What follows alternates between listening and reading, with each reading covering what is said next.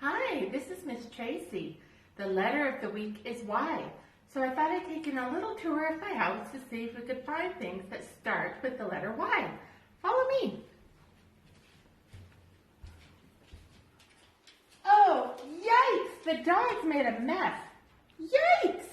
That starts with the letter Y. Yuck! Let's keep going. Look, I found yellow bananas. Yellow starts with the letter Y. I wonder what else we could find. Let's open the fridge. Look at all that yummy food. Look, I found yogurt.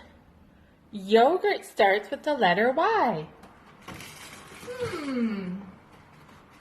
Let's see. We have some eggs. Now you might be getting confused because eggs does not start with Y, but I'm going to show you something. If we break it open, watch, there's the yolk. Yolk starts with the letter Y. What else could we find? Over here I have my potatoes. Oh, but potato starts with the letter P.